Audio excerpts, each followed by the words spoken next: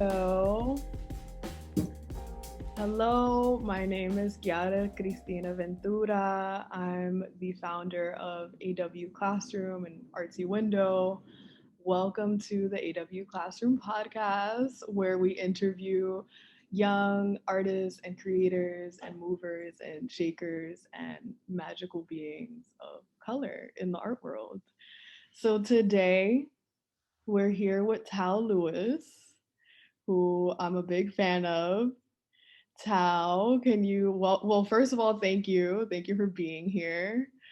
Tao, can you introduce yourself? What are your titles? And I mean this in the most expansive way possible. Are you a lover, a caretaker? I don't know, all the things. Yeah, those are good starting words. I definitely think I'm a lover and a caretaker, a seeker of objects and information. I would title myself as an artist. Mhm. I am self-taught. I'm 27, recently moved to Brooklyn, born in Toronto, Canada. I guess that's me in short. Mhm. And can you tell us, because I know that you're self-taught, and there have also been like artists that are within my circle that talk about your work and who are also self-taught, and they're just like, wow, like, like you're really like repping out here for like a lot of artists that are self-taught. So can you talk about like that journey and how you think being self-taught has influenced the way that you've navigated like the art world? Mhm. Well, I think it's important to maybe just like remark on the fact that being self-taught is becoming more and more widely sort of accepted and normalized in a lot of our institutions and a lot of our by institutions I mean like museums and generally like exhibition spaces. But like terms like outsider artists are becoming more and more like out of date, which I think is a good thing because there's so many different formats towards learning, especially within the visual arts. And a lot of the people who, choose to be visual artists for a living are not suited towards traditional education settings. And a lot of us are, not atypical, just don't necessarily get what we need out of a classroom environment. But I know for myself, like I think I've always been making art. It's recent in my life, the last 5 years of my life that I've actually felt confident giving myself that title. But truthfully, I think I've always been making art. And I did try my hand at post secondary education twice, and both times it simply didn't work out for me. But during that time where I was kind of struggling with school, I was completely committed to making art. And I think I figured out really early on in my career that that was all I wanted to dedicate myself to doing. And I didn't want to try and anything else. I didn't really want to have a plan B. And having that sort of in myself and really not just manifesting, but really committing myself to the studio was kind of my jumping off point. I always say to young artists, like whether they're in school or not, like your studio is the most important thing. How are you using your time is the most important thing. And if you're not doing the work, if you're not actually working, it's a lot harder to kind of like get a rhythm and understand like what it takes to have a studio practice. So yeah, I don't know. It's always felt like a kind of natural path for me. But I also think, education is really beneficial for a lot of artists. Having a bachelor's, going getting a master's, I've seen it really, really help a lot of people. And so I don't think negatively about education at all. And I'm not even closed off to, opening that door up at some point. It's just not for me, not for right now. I'm also interested in like how you've taught yourself. Like, did you go to like YouTube University? Did you learn some practices from family members? Like, how was that process? Pretty varied. I mean, like when I first started kind of making in a serious way, I still lived at home at that time and I was using the basement of my family home for studio. And eventually, when I, got my own dedicated space, it was all just a process of experimenting and a lot of material research. Like the backbone of my practice is that I I try to upcycle, recycle as much as possible. I'm interested in using raw materials, things that are available to me. I knew really early on that kind of my main interest was sculpture.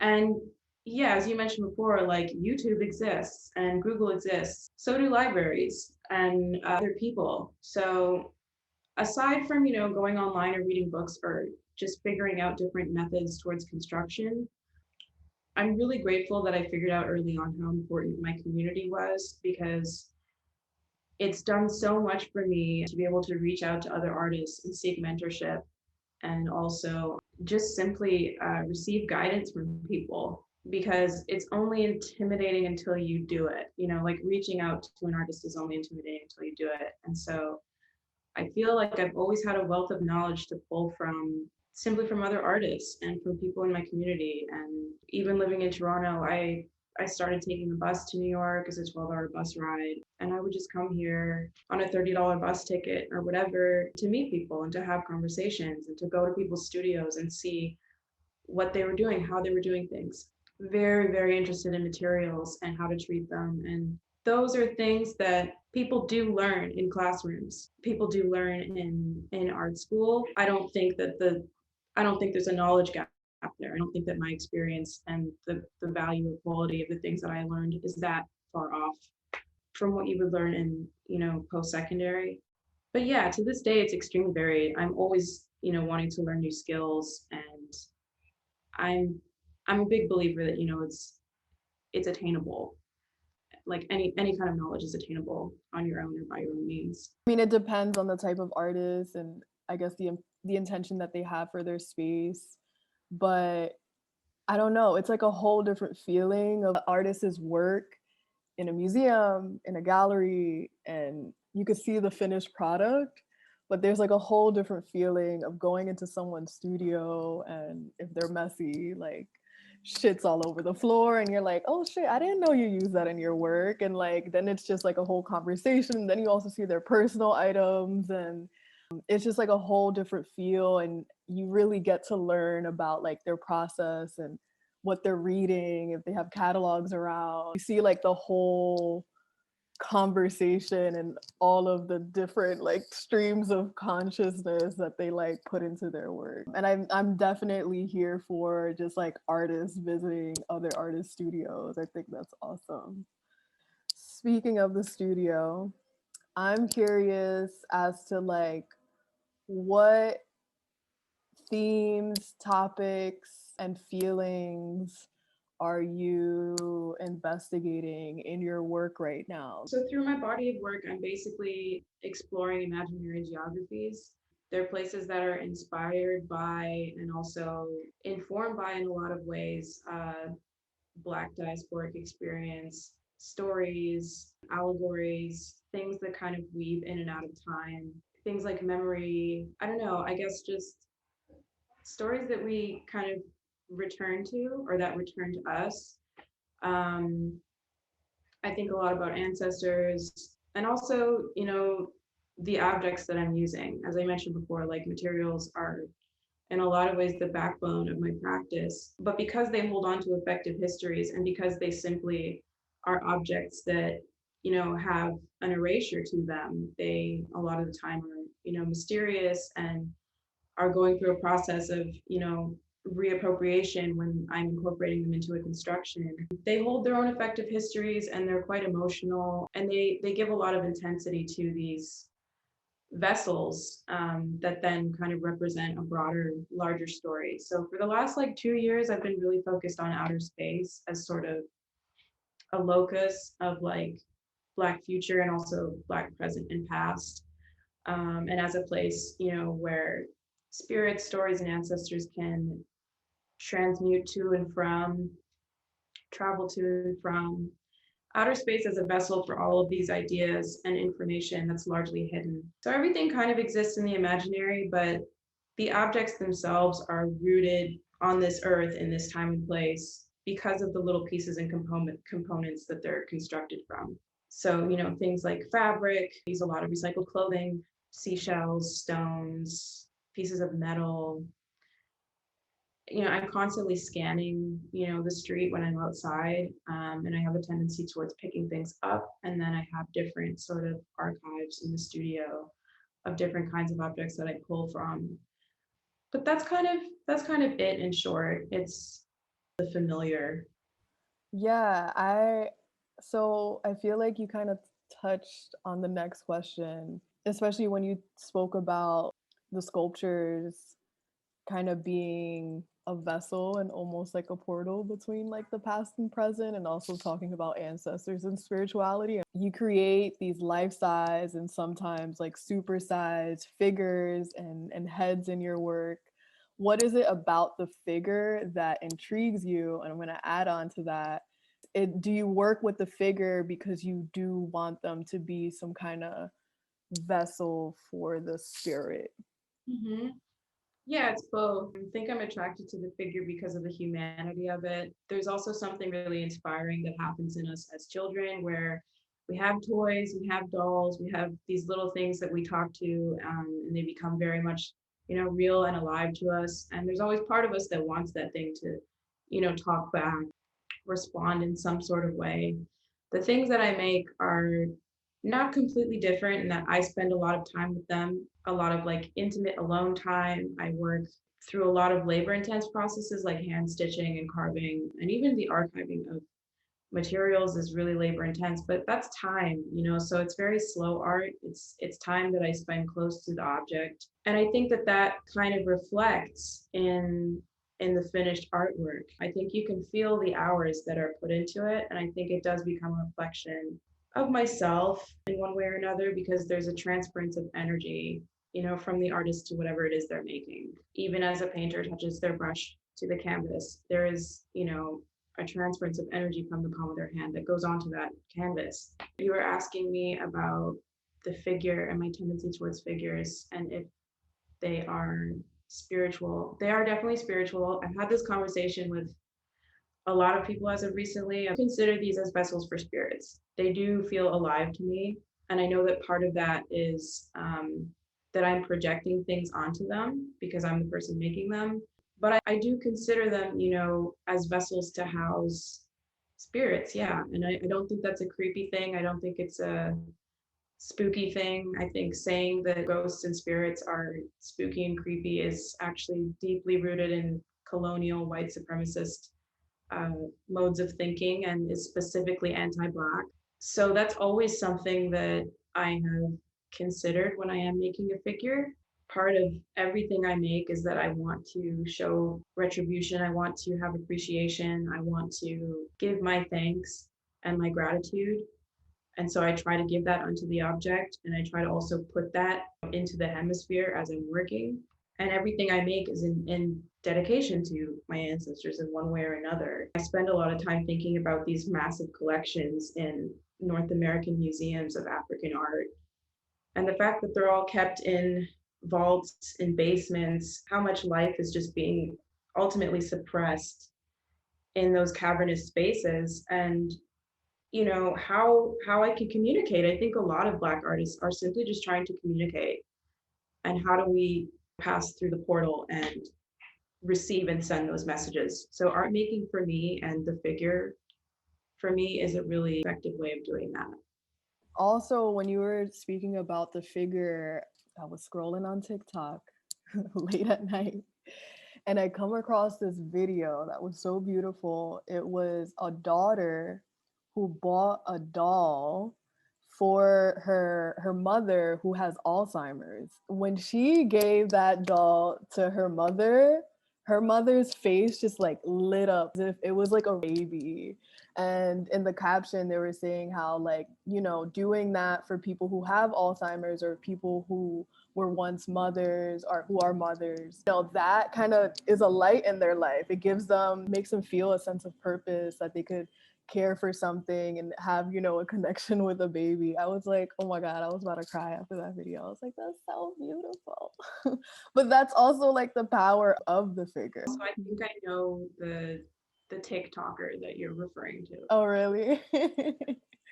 Yeah. So speaking of There's something magical about your pieces. I feel like the first time I saw your work was in the night gallery in like 2019. It was like Freeze Week, and it was like that massive head in the middle of the gallery. Then a part of me was just like, I want to hug it. Like, I just, because you're something so soft and big, and it was just like, wow, like, I just want to give it a big hug.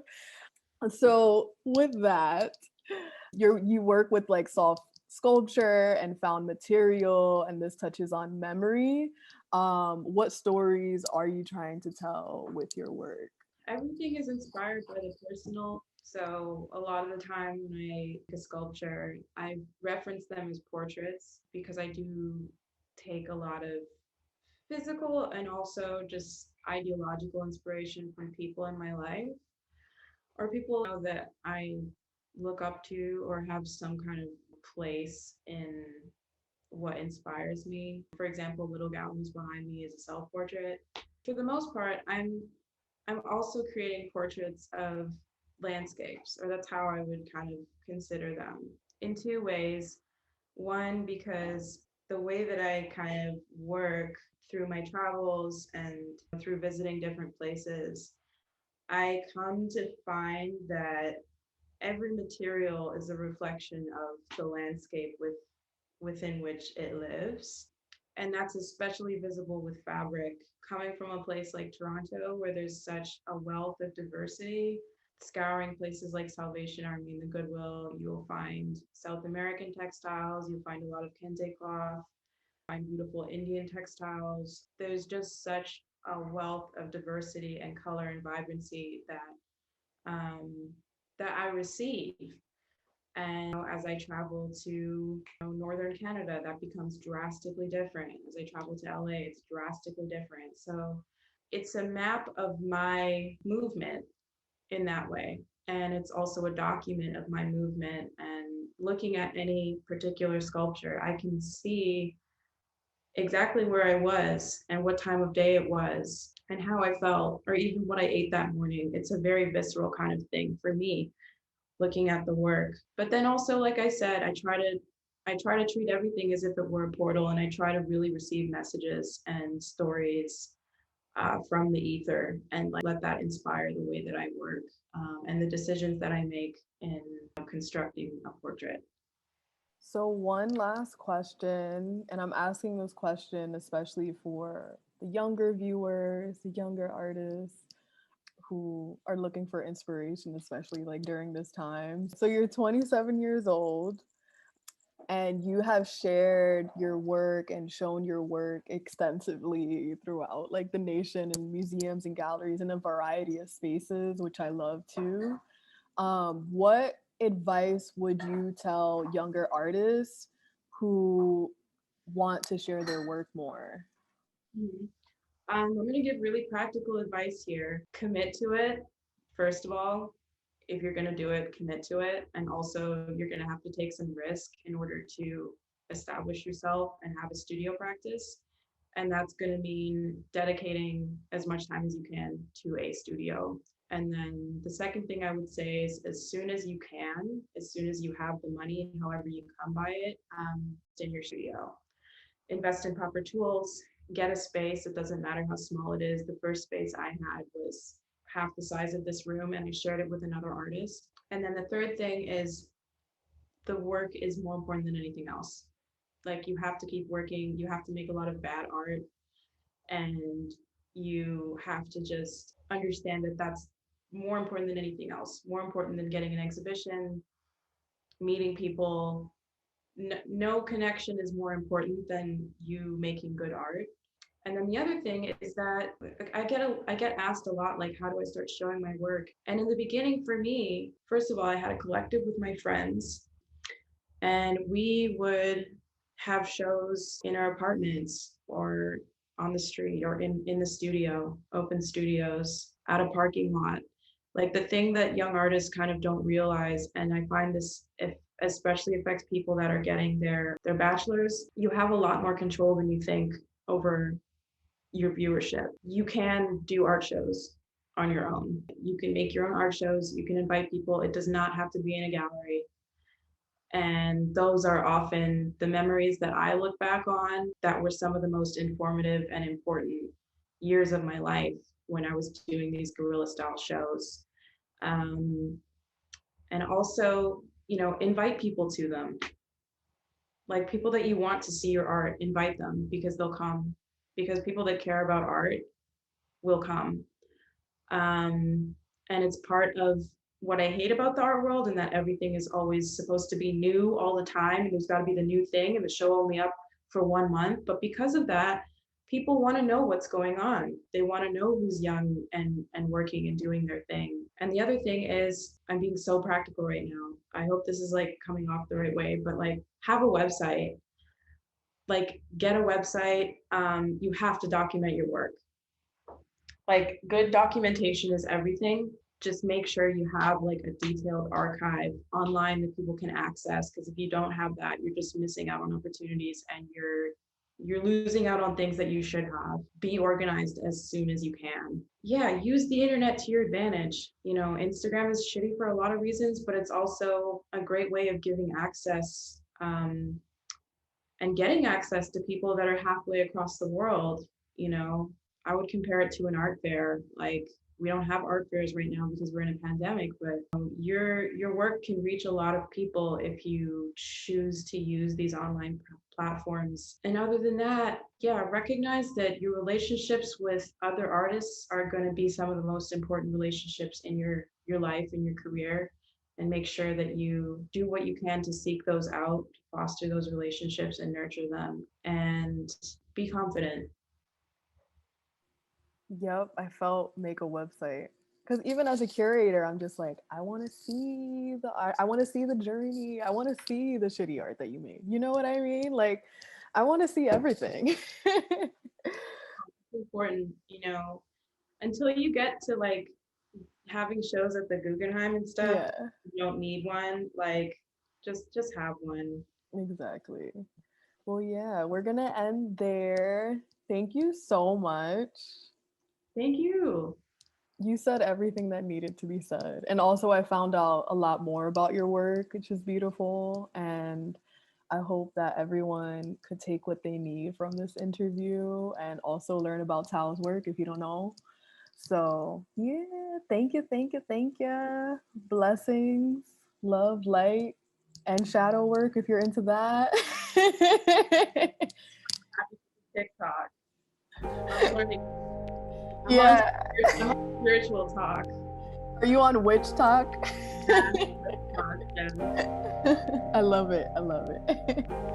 All right. So we're going to end here. Thank you so much. And watch out for the episode on YouTube.